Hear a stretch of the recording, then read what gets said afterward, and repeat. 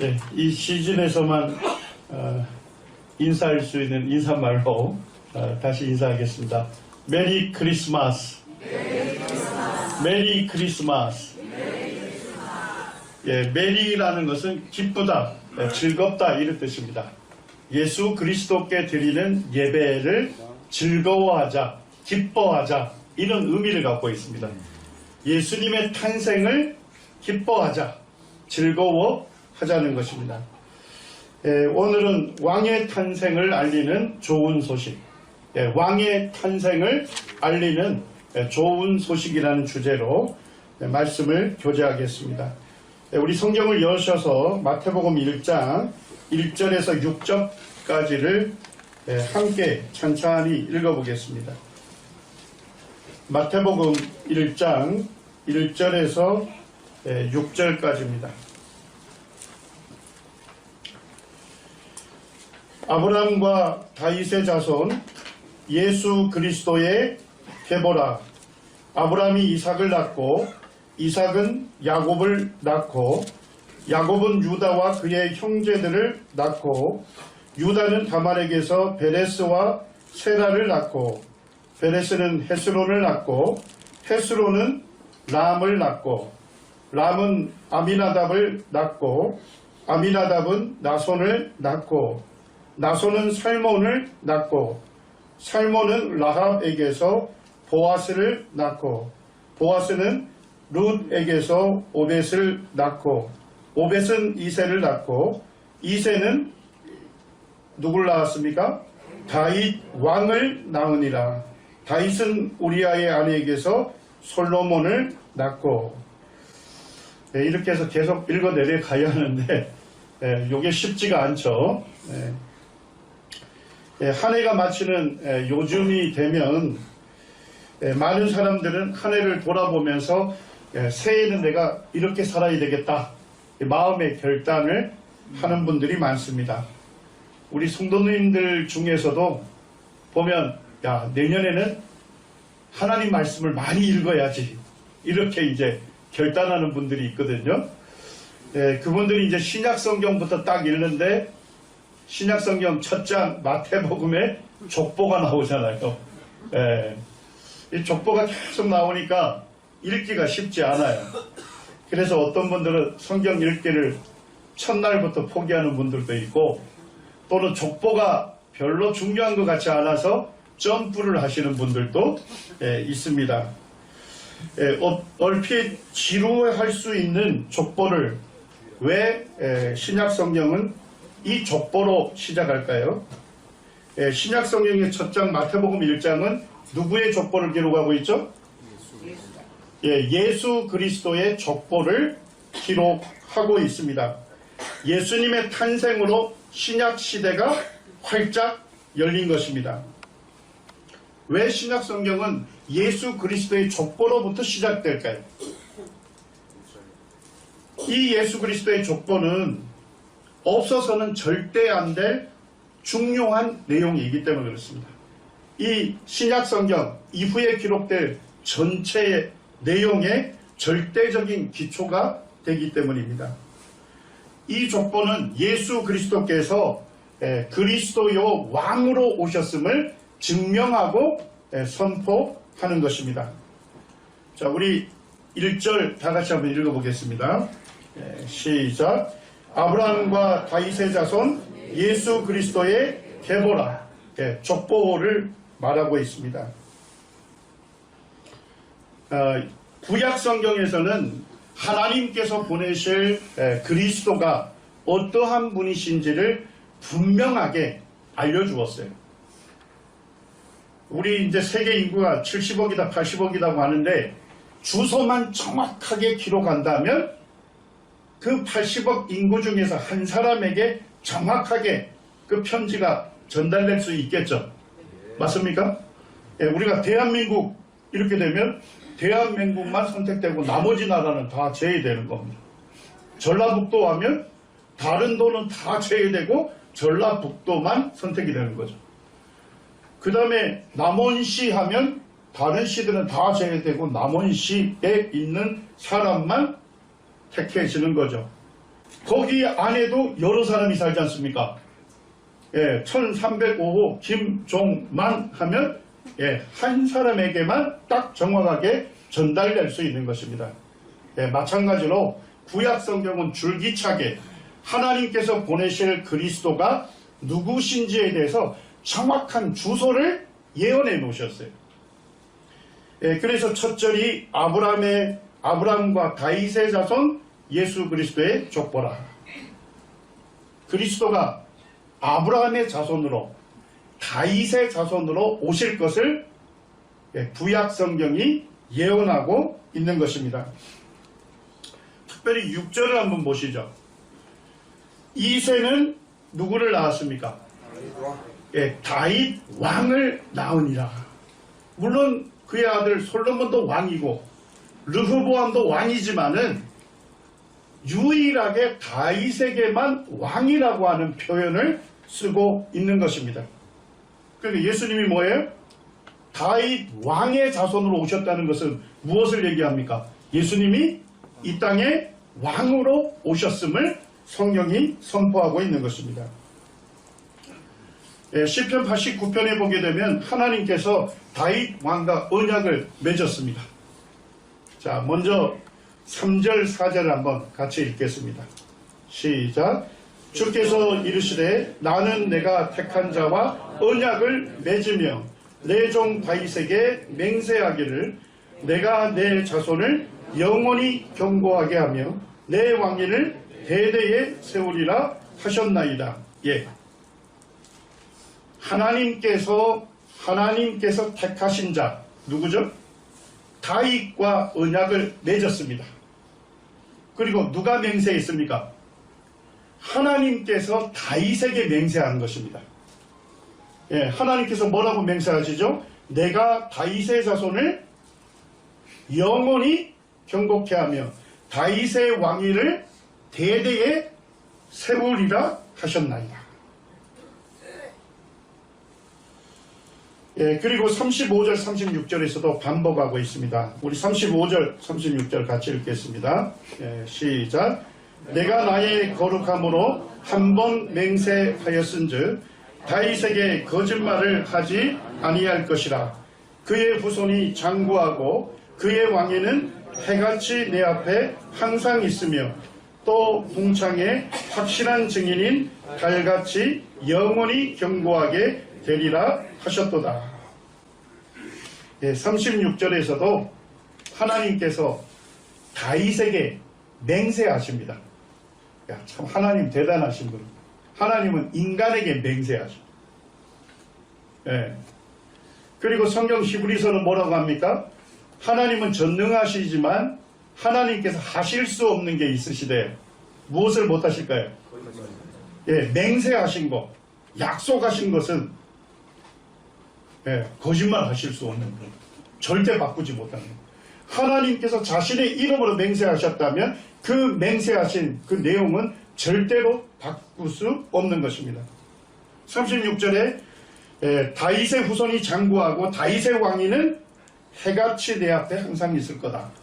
예, 해와 달이 사라지지 않는 것처럼 하나님께서 다윗과 맺은 그 언약은 절대로 폐지할 수 없다. 폐하지지 않는다는 것입니다. 자, 하나님께서 다윗과 맺은 언약의 내용이 무엇입니까? 다윗의 자손에게 영원히 지속될 왕국을 주시겠다. 그리고 영원히 다스릴 왕가로 다윗의 자손에게 영원히 다스릴 왕가가 되게 하겠다고 약속해 주신 것입니다. 자, 그 다음에 이 언약을 맺었는데 이 언약을 실행할 의무가 누구에게 있습니까? 하나님과 다윗 자손이 함께 의무를 실행해야 할 쌍방 언약입니까? 아니면 하나님께서 홀로 맹세한 일방 언약입니까? 일방 언약입니다. 예. 이거는 하나님께서 홀로 맹세하시고 이 언약을 말씀하셨고 이 언약을 지키시겠다고 하는 무조건적인 약속이고 은혜로운 약속입니다. 예, 해와 달이 사라지지 않는 것처럼 하나님께서 맺은 이 언약은 영원히 폐지되지 않는다고 하나님께서 말씀하신 것입니다. 자, 이사야 9장에는 놀라운 예언이 되어 있습니다. 예수님 이 땅에 오시기 700년 전에 하나님께서 선지자 이사야를 통해서 우리에게 분명하게 예언해 놓으셨습니다. 자, 우리 6절, 7절 같이 한번 읽겠습니다. 시작. 이는 한 아기가 우리에게 낳고 한 아들을 우리에게 주신 바 되었는데 그의 어깨에는 정사를 메었고 그의 이름은 기묘자라 모사라 전능하신 하나님이라 영존하시는 아버지라 평강의 왕이라 할 것임이라. 그 정사와 평강의 더함이 무궁하며 또 다윗의 왕자와 그의 나라에 군림하여 그 나라를 굳게 세우고 지금 이후로 영원히 정의와 공의로 그것을 보존하실 것이라. 만군의 여호와의 열심히 이를 이루시리라. 구약 성경을 우리가 읽다 보면 하나님께서 선지자들을 통해서 예언하실 때는 그 예언의 마지막 부분에 누구의 이름을 항상 언급하십니까? 하나님의 이름을 언급하십니다. 이 예언도 7절 후반절에 보니까 끝부분에 보니까 만군의 여호와의 열심히 이를 이루시리라. 하나님은 예언하시고 이 예언을 성취하시겠다. 누구의 이름으로요? 하나님 자신의 이름으로 이 예언을 성취하시겠다고 항상 서명을 하십니다. 이 예언도 여호와 하나님께서 자신의 이름으로 예언하신 서명하신 예언입니다. 자, 이 예언은 무엇을 예언합니까? 한 아기가 우리에게 나실 것을 예언하고 있습니다. 한 아기가 나실 거다. 근데 그 아기는 하나님께서 주시는 한 아들이라고 말씀하고 있어요. 자, 근데 그 아기의 어깨는 뭘 메었습니까? 정사를 메었어요. 주권을 메웠어요. 왕권을 메웠다, 이런 얘기입니다. 우리 아직도 왕국이 있지 않습니까? 왕들 그 제복을 보면 왕의 견장이 붙거든요. 이거는 왕권을 상징하는 견장을 얘기하는 것입니다. 그러니까 우리 가운데 태어날 이 한 아기가 뭐예요? 어깨에 왕권을 메웠다는 것은 그가 누구라는 거예요? 왕이라는 것입니다. 그의 이름은 기묘자라. 놀라운 분이라는 겁니다. 그의 이름은 모사라. 탁월한 좋은 자라는 것입니다. 자, 근데 이 아기가 누구셔요? 전능하신 하나님. 놀라운 예언을 하고 있죠. 왕이시고 전능하신 하나님께서 한 아기로 우리에게 나실 것이다. 이렇게 예언을 한 것입니다. 자, 이 예언이 누구에게 성취됐습니까? 예수 그리스도에게서 성취가 된 것입니다. 바로 예수 그리스도가 왕으로 이 땅에 오신 것입니다. 7절에서는 더 놀라운 선언을 하시죠. 그 정사와 그의 왕권과 평강의 더함이 무궁하며 끝이 없고 다윗의 왕자와 다윗의 나라에 군림하여 그 나라를 굳게 세우실 것이고 영원히 정의와 공의로 그것을 보존하실 것이라. 예수님이 누구시라는 겁니까? 왕으로 이 세상에 오셨는데 그 예수님이 다윗의 왕자와 다윗의 나라에 군림하여 그 나라를 굳게 세우실 그 영원하신 왕이라는 것입니다. 이분이 누구십니까? 예수 그리스도이십니다.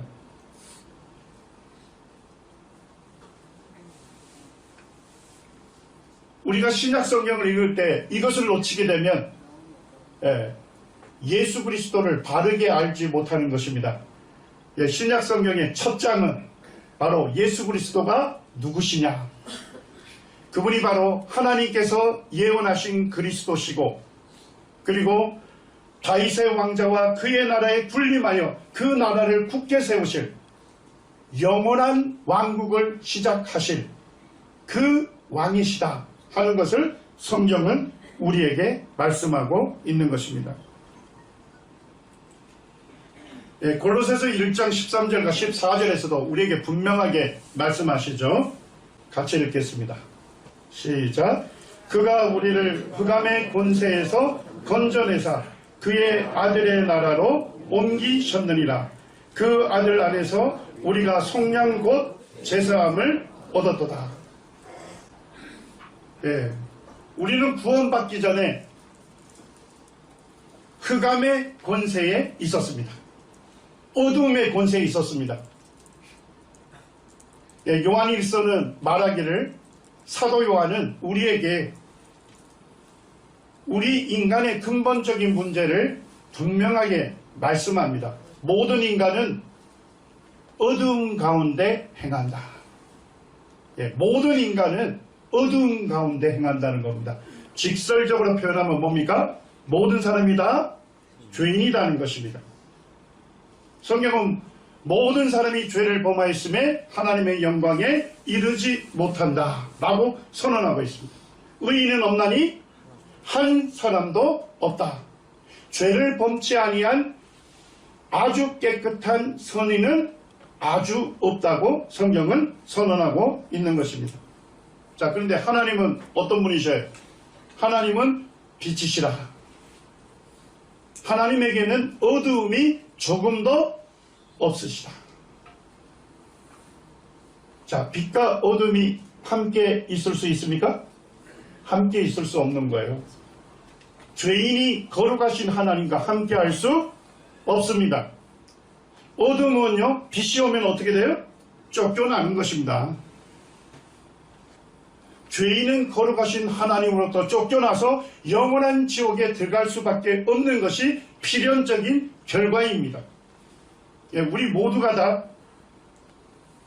하나님을 나의 왕으로 받아들이기를 거역하고 하나님을 등졌고 내가 왕이 되기를 원했어요. 내 마음대로 내 인생 살기 원했고 내가 주인 행세하면서 내 좋을 대로만 살기를 원했던 제약된 삶을 살았어요. 우리 모두는 다 어둠의 권세 가운데 있었습니다. 사탄의 왕국에 있었습니다. 그렇기 때문에 죄를 지을 수밖에 없었어요. 14절 말씀대로 그 아들 안에서 우리가 속량 곧 제사함을 얻었습니다. 하나님의 아들이신 예수 그리스도가 십자가에서 우리의 죄를 담당하시고 우리 모든 죄에 대한 형벌을 받아 주신 것입니다. 십자가에서 우리의 모든 죄가 용서를 받게 된 것입니다. 이 예수 그리스도 믿는 자를 속량하셨습니다. 예수 그리스도 믿는 자를 죄의 권세에서 자유케 하셔서 하나님의 아들이 되는 놀라운 권세를 얻게 하셨습니다. 13절은 그가 하나님께서 우리를 흑암의 권세에서 건져내신 것입니다. 그리고 우리를 어디로 옮기셨습니까? 그의 아들의 나라로 옮기셨느니라. 사단이 지배하는 사단의 권세, 사단의 왕국에서 우리를 구원해 내셔서 어디로 옮기신 거예요? 하나님의 아들의 나라로 옮기신 것입니다. 하나님의 아들이신 예수 그리스도가 통치하는 하나님의 나라로 우리를 옮기신 거예요. 그러니까 우리가 예수 그리스도를 믿고 구원받을 때 사단의 권세 왕국에서 나와서 어디로 들어가는 것입니까? 예수 그리스도의 왕국으로 들어간 것입니다. 예수 그리스도, 나를 죄에서 구원하신 구주가 되신 예수 그리스도는 나의 왕이 되시는 분입니다.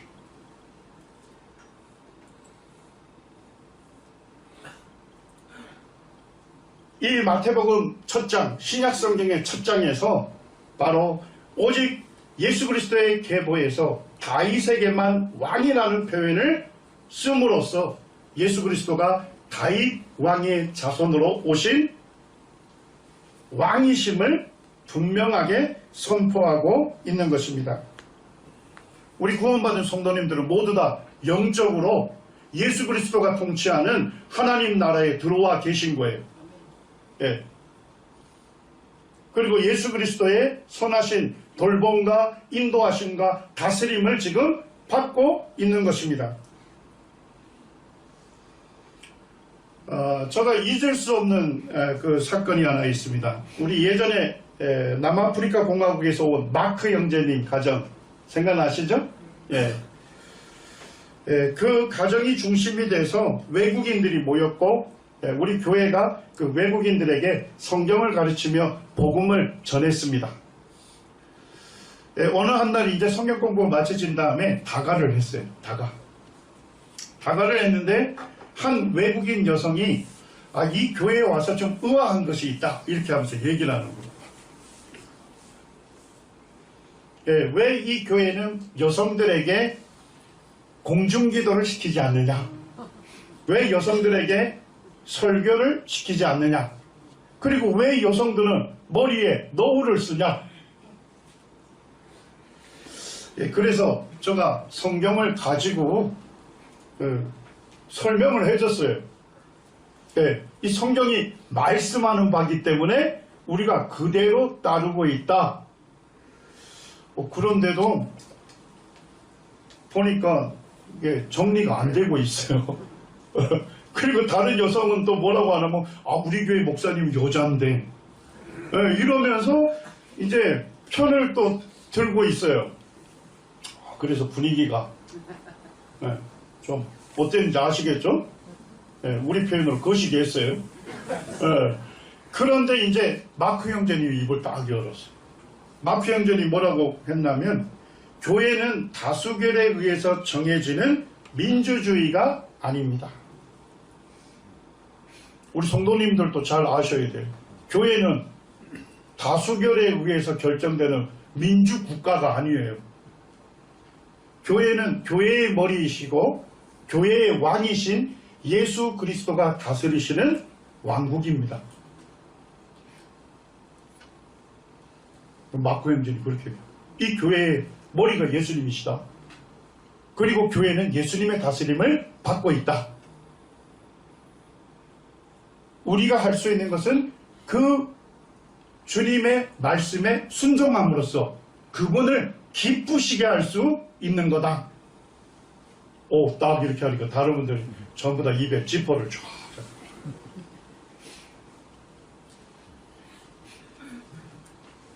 성도님들, 예수 그리스도가 나의 구주이신 예수 그리스도가 나의 왕이시죠? 맞습니까? 자, 이 말씀은 누구의 말씀입니까? 그 왕의 말씀입니다.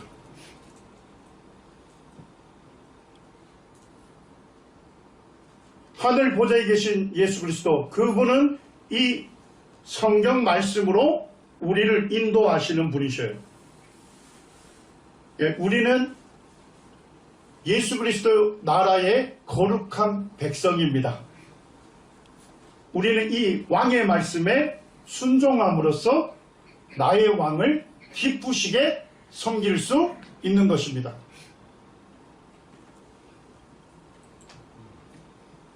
그리고 이제 마태복음 1장 17절에 보면 독특한 표현이 계속 있습니다. 자, 마태복음 1장 17절을 우리 같이 읽기를 원합니다. 자, 함께 읽겠습니다. 시작.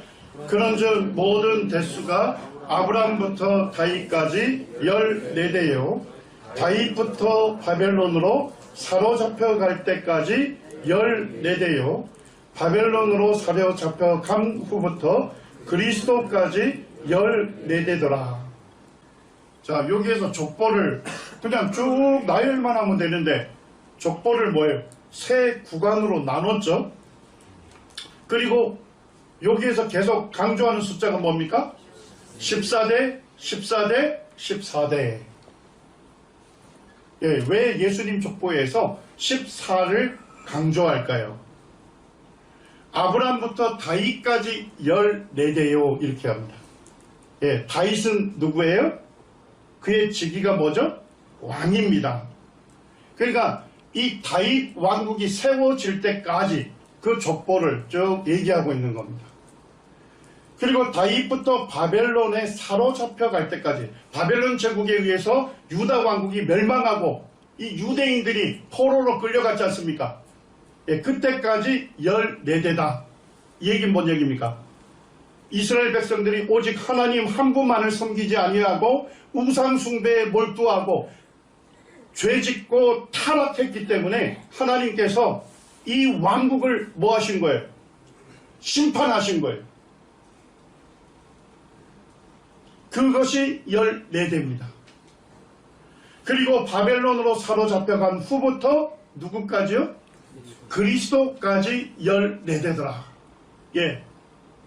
이제 마지막에서 예수 그리스도, 그분이 바로 다윗 왕의 자손으로 오신 영원한 왕국을 예수 그리스도가 오심으로 시작되었다 하는 것을 말씀하고 있는 것입니다. 여기에 보면 이 히브리 사람들은, 유대 사람들은 히브리 그 알파벳에다가 숫자를 부여했어요. 그리고 그 숫자를 부여해서 단어의 그 뜻을 표현을 합니다. 예, 그것을 이제 게마트리아라고 하는데, 여기에 보게 되면 다윗을 히브리 말로 뭐라고 할까요? 다윗, 다비드 이럽니다. 다비드. 예. 자, 다비드 하는데 여기 이제 있는 요 이름이 다비드예요. 다비드. 예, 우리처럼 이렇게 읽지 않고 거꾸로 읽어요. 예, 그래서 다비드 이렇게 되는 겁니다. 예, 그런데 여기에 있는 이 달렛이라는 단어가 숫자 뭘 상징합니까? 4를 상징해요. 자, 바브는요 6을 상징합니다. 자, 그러면 다비드 하면 합치면 숫자가 얼마가 됩니까? 14가 되는 거예요. 자, 그러니까 유대인들에게 14대 이 얘기하는 건 누구를 떠올리게 될까요? 다윗. 예. 예수님께서 바로 이 다윗 왕의 자손으로 오신 바로 이 영원한 왕국을 시작하는 왕이시다 하는 것을 우리에게 선포하는 것입니다. 제가 이제 이스라엘 방문하여서 예수님께서 탄생하신 베들레헴 예수 탄생교회를 여러 번 가봤어요. 여기를 이제 들어가면 요 겸손의 문이라고 해서 작은 문이 있어요. 저같이 키 큰 사람들은 거의 90도로 꺾어야 돼요. 그래서 이 겸손의 문은 뭐냐면 왕도 한 나라의 왕일지라도 제국의 왕일지라도 예수님 탄생하신 그곳에 들어가려면요 허리를 굽혀야 돼요.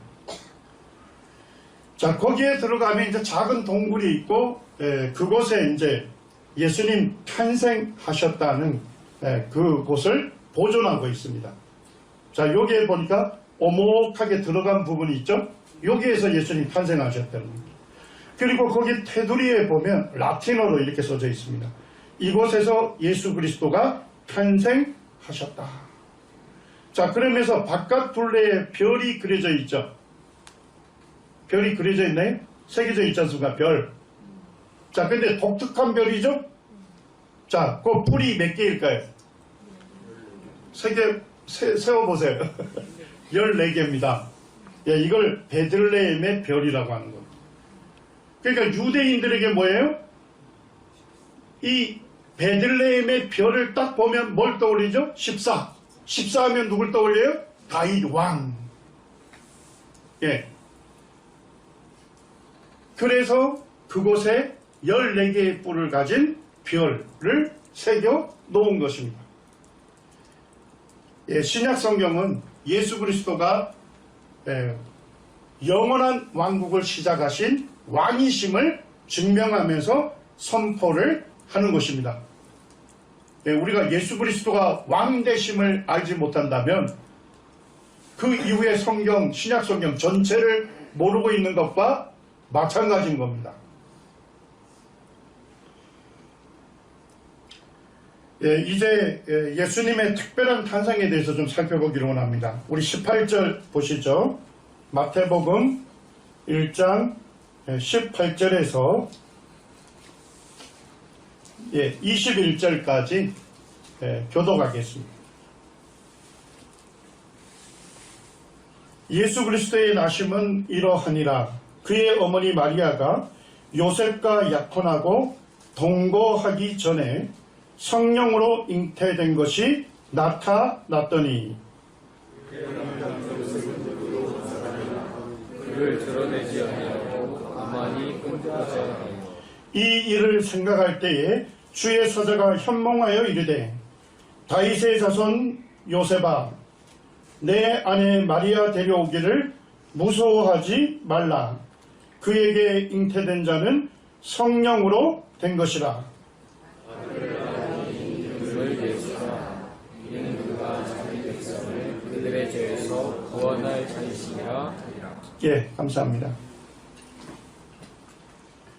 예, 마리아는 요셉과 결혼하기로 약속했습니다. 그렇지만 아직 뭐는 이루어지지 않았어요? 혼인은 하지 않은 겁니다. 자, 그런데 약혼 기간에 처녀 마리아가 뭘 한 것입니까? 임신을 한 거예요. 예.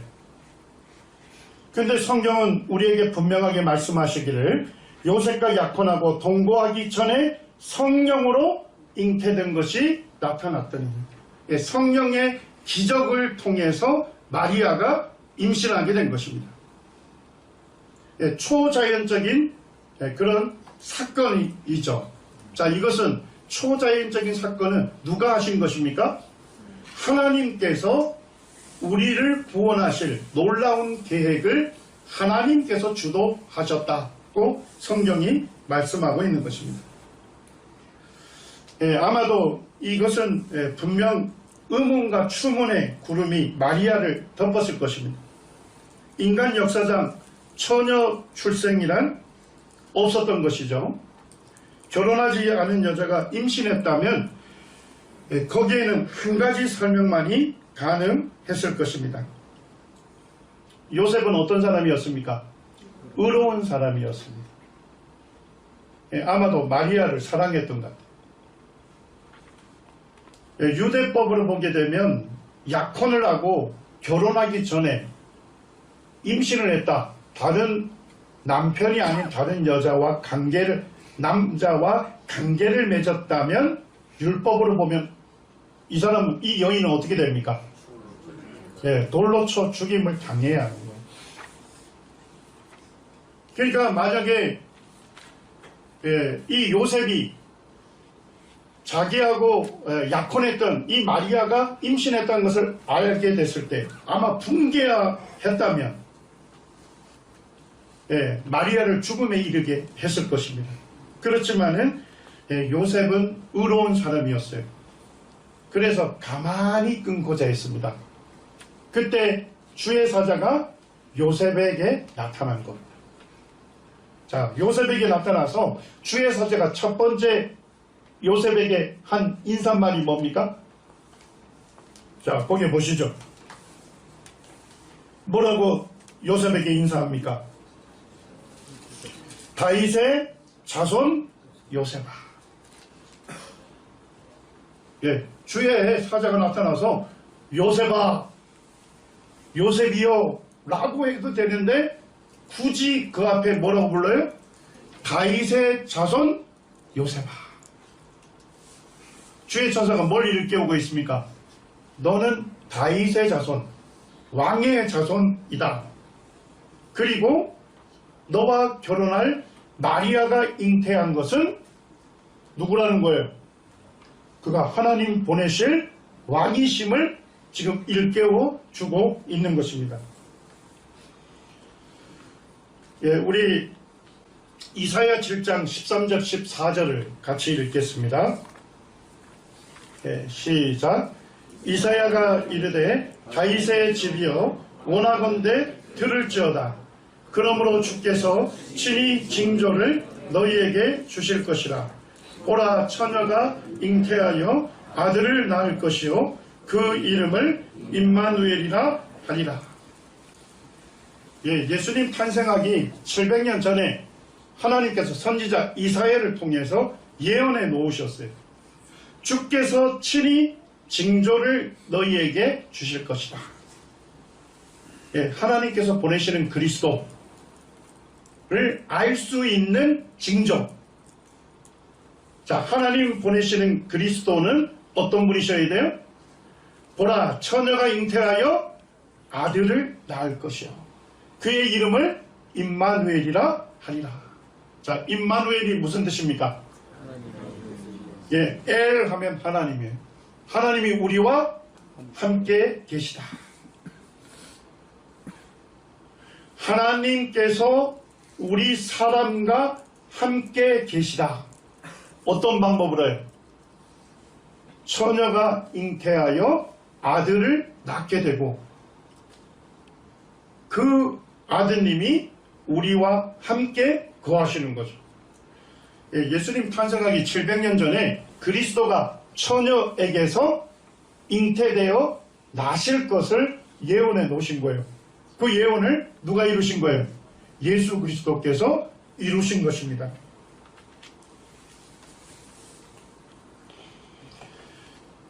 만약에 예수님께서 인간의 아버지를 통해서 태어났다면 예수님도 뭐를 물려받을 수밖에 없습니까?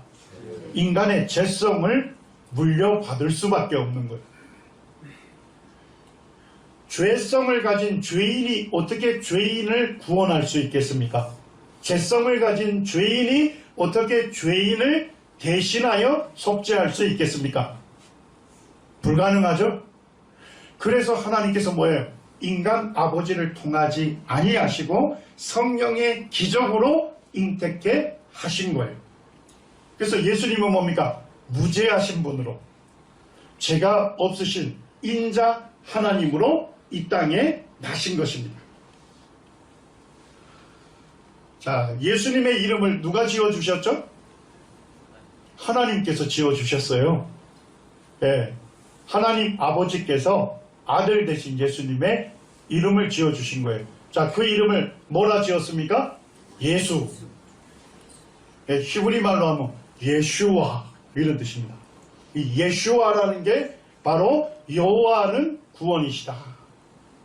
네, 여호와께서 구원자가 되신다 하는 의미를 갖고 있습니다.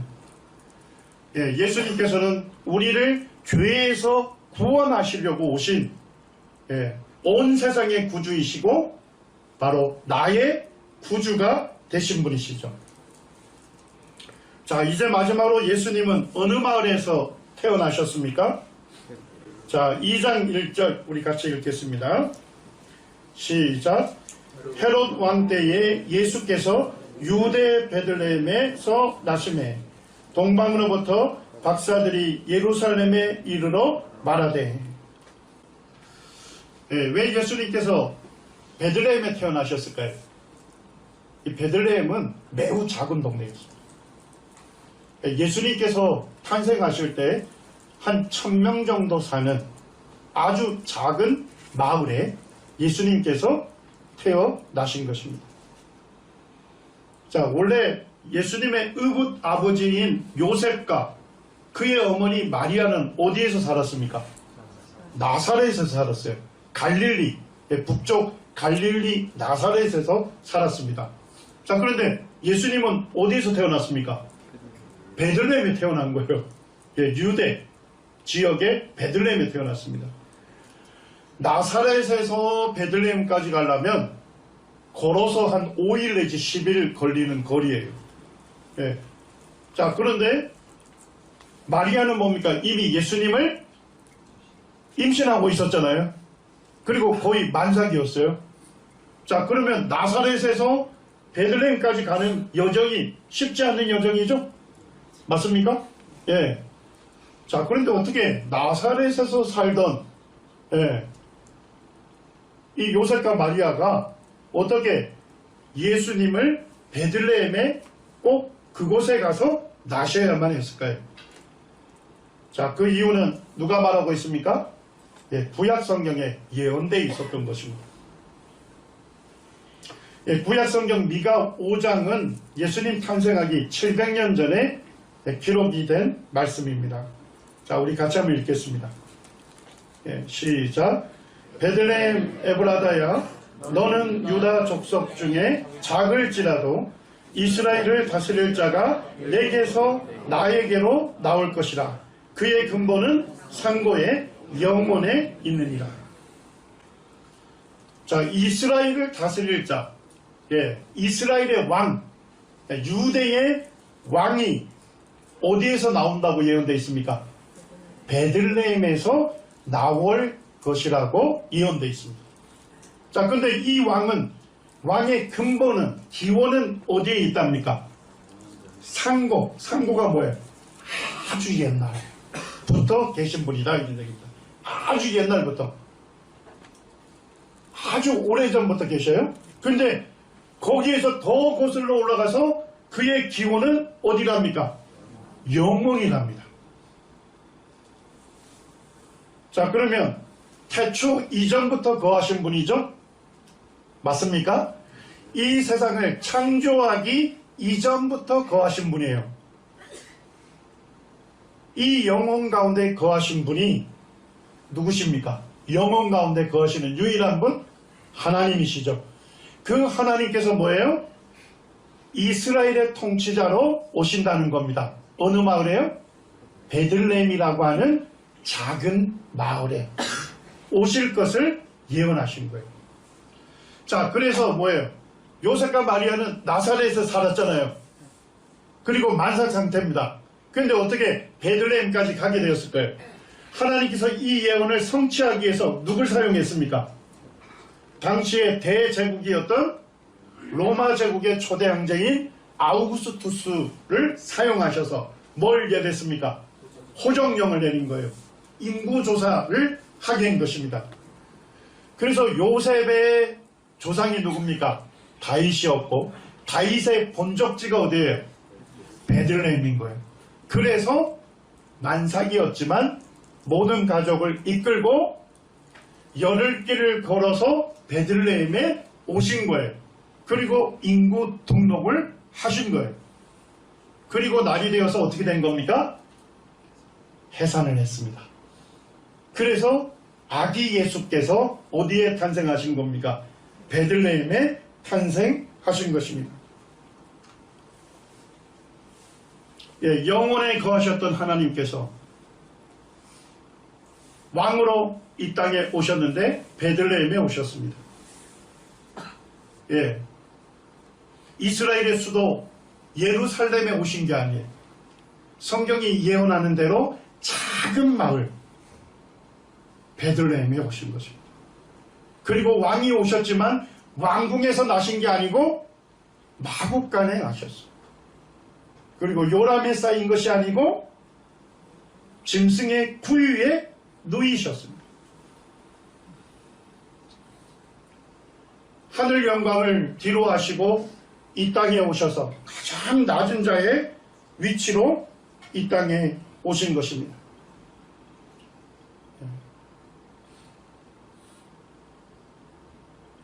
예수님께서 이 땅에 왕으로 오셨을 때 그 왕을 경배하기 위해서 가장 첫 번째 방문한 사람들이 누굽니까? 유대의 목동들이었습니다. 유대의 목동들. 이 목동들은 안식일을 지키기가 어려웠어요. 양이나 염소를 길러야 되기 때문에. 안식일에도 움직였던 거예요. 그래서 목동은 유대인들에게 있어서 가장 천시되는 직종 중에 하나예요.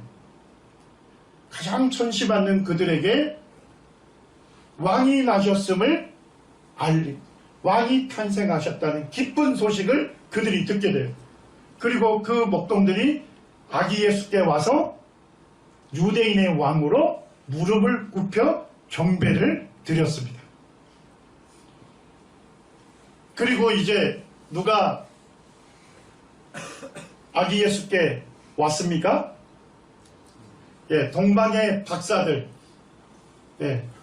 동방의 박사들이 별을 보고서 수천 킬로미터를 걸어서 아기 예수께 온 것입니다. 그리고 이방인들인 그들이 뭐예요? 아기 예수께 무릎을 꿇혀 경배했던 것입니다. 자, 성경은 우리에게 무엇을 얘기합니까? 예수님은 유대인의 왕으로 오셨을 뿐만 아니라 온 세상의 왕으로 오셨음을 분명하게 말씀하고 있는 것입니다. 유대의 목동들이 무릎을 굽혀 왕으로 경배했을 뿐만 아니라 동방의 박사들이 무릎을 굽혀 왕께 경배를 했던 것입니다. 예, 신약성경 첫 장과 둘째 장, 신약성경을 열면서 바로 예수 그리스도가 온 세상의 왕이시다. 그리고 구속받은 우리 성도들의 왕이십니다. 나의 왕이 되시는 분이십니다. 예, 고린도후서 8장 9절에서는 이렇게 말씀하시죠. 우리 주 예수 그리스도의 은혜를 너희가 알거니와 부요하신 이로써 너희를 위하여 가난하게 되심은 그의 가난으로 말미암아 예수의 가난함으로 말미암아 너희를 부요하게 하려 하심이라. 히브리서에서는 예수님을 하나님의 아들이라고 말씀하시고 하나님 아버지께서 모든 세계를 지으실 때 누구를 통하여 지으셨습니까? 하나님의 아들이신 예수님을 통해서 지으셨습니다.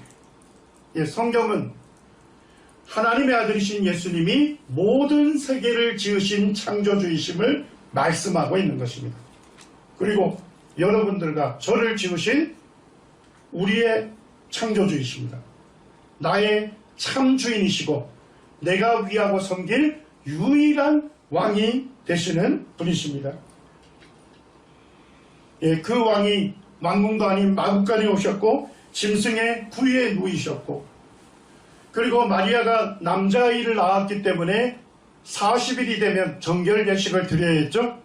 그리고 성전에서 양이나 염소를 희생해서 드려야 하는데 그것을 드릴 수 없는 가난한 가정이었습니다. 그래서 무엇으로 번제를 드렸습니까? 비둘기로 번제를 드렸던 아주 가난한 가정의 아이로 오신 것입니다. 그리고 그의 의붓 아버지인 요셉의 직업이 뭐였습니까? 목수였습니다. 그는 목수의 아들로 컸고 그리고 공적으로 하나님 말씀을 전하기까지 목수의 삶을 살았던 것입니다. 예수님은 이렇게 낮아지셨죠. 그리고 공적인 생애를 하시면서도 예수님은 머리 둘 곳조차 없었습니다. 우리 여기에 있는 성도님들은 다 뜨끈뜨끈한 집들을 갖고 계시잖아요. 그렇지만 우리의 구주이신 예수 그리스도 그분은 머리 둘 곳이 없었어요. 정해진 집이 없었습니다. 예수님은 이슬을 맞고 주무시고 그리고 찬 기운을 쐬면서 아침을 맞이하신 분이십니다. 예수님의 공적인 생애는 더 낮아지셨습니다. 빌립보서 2장 5절 6절 말씀대로 그는 근본 하나님의 본체시나 하나님과 동등됨을 취할 것으로 여기지 아니하시고 오히려 자기를 비워 뭐의 형체를 가지셨습니까? 종의 형체를 가지셨고 사람들과 같이 되셨고 사람의 모양으로 나타나사 자기를 낮추시고 죽기까지 복종하셨으니 곧 십자가에 죽으심이라. 예수님은 자신을 낮추시되 자신을 어디에까지 내어주셨습니까? 십자가에 죽으시는 데까지 내어주신 것입니다. 부유하신 분이 이렇게 가난하게 되신 이유가 무엇입니까? 그분이 우리의 죄를 십자가에서 대속하시고 우리의 모든 죄를 용서받게 하셨을 뿐만 아니라 우리를 죄악의 권세에서 구원해내셔서 예수 그리스도께서 다스리시는 그 나라의 거룩한 백성으로 삼아 주신 것입니다. 그리고 이 우주 만물을 지으신 그 하나님을 뭐라고 부르게 되었습니까? 우리는 아버지로 부르게 되는 우주 만물을 지으신 하나님의 능력을 힘입는 이 땅의 자녀로 살 수 있는 부유함을 우리에게 허락하셨습니다. 자, 이제 9절에서 11절까지는 같이 읽기를 원합니다. 십자가에 죽으시는 데까지 낮아지신 그 분을 하나님께서 십자가에 죽으시는 데까지 낮아졌을 뿐만 아니라 생명의 주인이신 그분이 뭐예요? 죽음을 이르게 되었고 무덤의 장사가 되셨습니다. 무덤의 장사 되신 그 예수님을 누가 살리셨습니까? 하나님께서 살리신 것입니다. 자, 9절에서 11절 다 같이 읽겠습니다. 시작. 이러므로 하나님이 그를 지극히 높여 모든 이름 위에 뛰어난 이름을 주사 하늘에 있는 자들과 땅에 있는 자들과 땅 아래에 있는 자들로 모든 무릎을 예수의 이름에 꿇게 하시고 모든 입으로 예수 그리스도를 주라 시인하여 하나님 아버지께 영광을 돌리게 하셨느니라. 예, 죽음에 이르신 예수님, 무덤에 갇히신 예수님,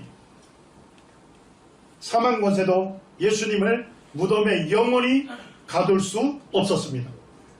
사망 권세를 이기시고 다시 살아나신 것입니다.